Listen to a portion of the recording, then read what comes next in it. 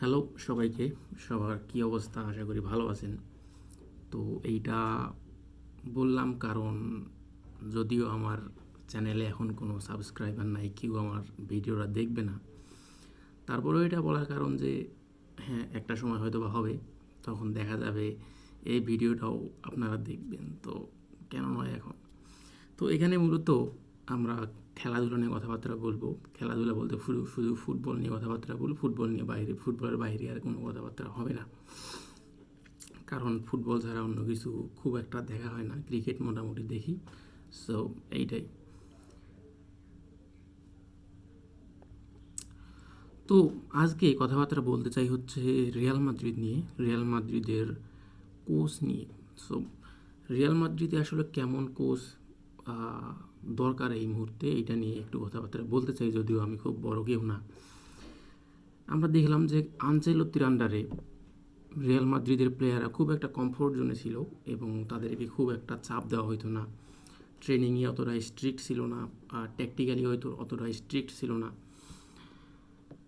এবং আনচেলত্তি খুব ভালো একজন ম্যানেজার ছিল। সবার ইগো নিয়ে কাজ করতে পারতো, সবার ইগোকে একটা সাইডে রেখে সবাইকে এক জায়গায় নিয়ে আসতে পারতো।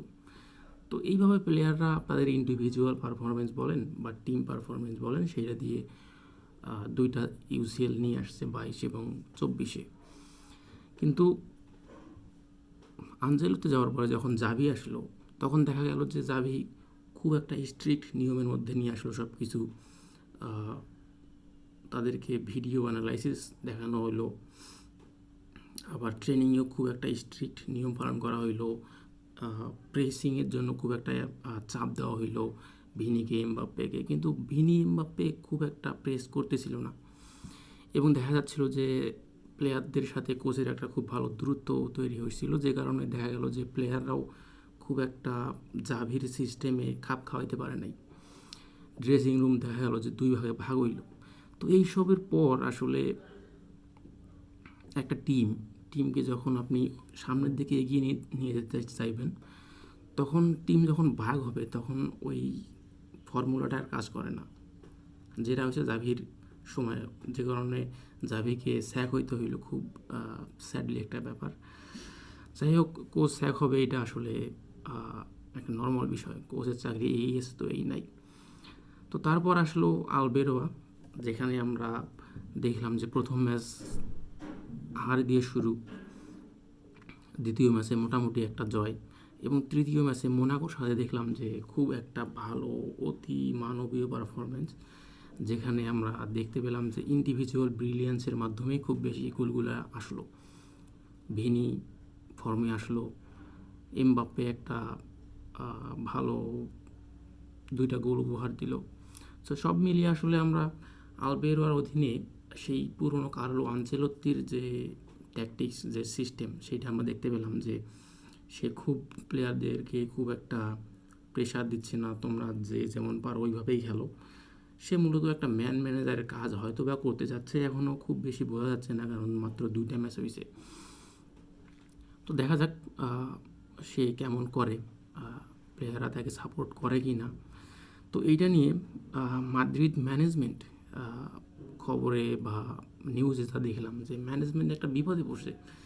যে আনচেলত্তিকে যখন বাদ দেওয়া হইলো, তখন একটা রিজন ছিল যে আনচেলত্তি প্লেয়ারদের সাথে খুব বেশি নমনীয়, খুব বেশি প্লেয়ারদেরকে চাপ দেয় না, যে কারণে প্লেয়ারদের হেবিটের একটা ঝামেলা হয়েছিল।